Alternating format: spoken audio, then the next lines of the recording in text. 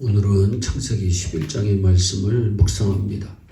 타이타닉이라고 하는 유명한 영화 우리가 잘 알고 있습니다. 1912년에 일어난 사건을 영화한 것입니다. 타이타닉이라고 하는 영어의 뜻은 가장 강하다라고 하는 의미를 가지고 있다고 합니다. 가장 호화스러운 배, 가장 큰 배, 가장 튼튼한 배, 그런 배를 만들었습니다. 이런 새로운 배를 만들어 놓고 사람들은 자랑합니다. 절대로 침몰할 수 없는 배. 어떤 이는 하나님도 침몰시킬 수 없는 배라고 자랑을 합니다. 처음 출항할 때 온 세상이 떠들썩했습니다. 그러나 빙산에 부딪혀 산산조각이 납니다. 2208명 중에 1513명이 배와 함께 수장되었습니다. 해양 사고 중에 최고의 큰 사건입니다.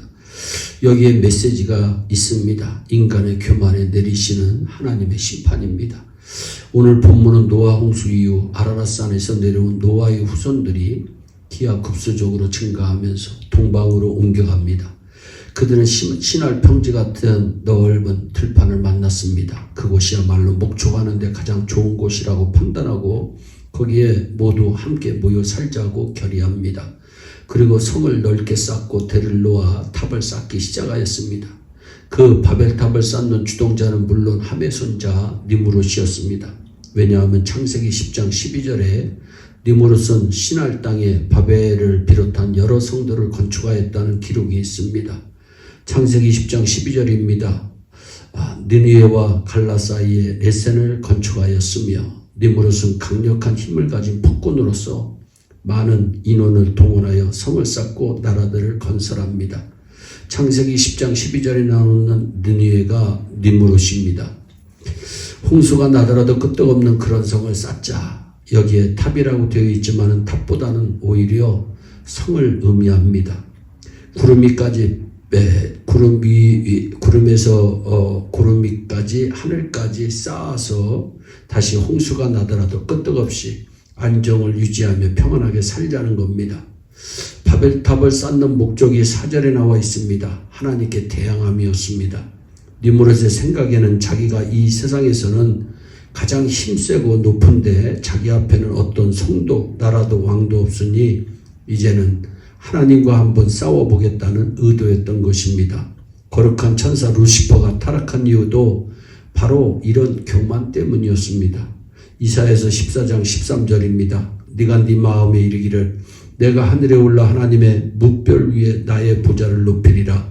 내가 북극 지폐의 산 위에 자정하리라. 그러나 하나님을 대항하는 어떤 개인도 나라도 문화와 문명도 결국 멸망하여 음부 깊숙이 빠지게 될 것입니다. 또한 4절에 하나님의 이름이 아닌 자신들의 이름을 내려고 하는 그러한 불신앙적인 행위를 보입니다. 그러나 우리는 역사 속에서 바벨탑 건축자들의 이름은 흔적조차도 발견하지 못합니다. 사무엘 선지자는 전쟁에 승리하자 하나님의 도우심을 감사하며 에베네셀의 기념비를 사무엘상 7장에서 세웁니다. 사울왕도 갈멜에 이르러 기념비를 세웠는데 그는 자기를 위하여 기념비를 세웁니다. 똑같은 기념비를 세워도 하나님을 위하여 기념비를 세운 사람은 복된 사람이요 자기를 위하여 세운 사람은 불행한 사람입니다. 지면의 흩어짐을 면하고자 바벨탑을 쌓았습니다.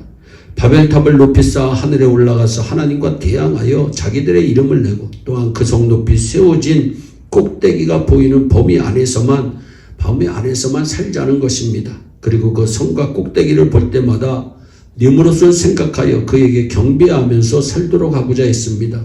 이것은 홍수 후에 주신 하나님의 축복과는 정반대되는 것입니다. 창세기 9장에 하나님이 주신 축복은 너희는 생육하고 번성하며 땅에 편만하여 그 중에서 번성하라 말씀하십니다. 초대교회 역사를 살펴보아도 주님의 명령을 따라 땅끝까지 증인이 되려고 하지 않았습니다. 그래서 큰 핍박이 찾아오게 되고 그 결과 흩어진 자들이 복음을 이방 땅 안디옥까지 가서 전하게 되고 최초로 이방인 교회가 세워지게 됨을 우리는 볼 수 있습니다. 오늘날에도 얼마나 많은 사람들이 바벨탑을 쌓고 있습니까?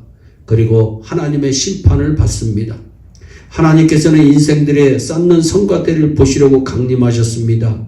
그리고 바벨의 언어를 혼잡게 하십니다.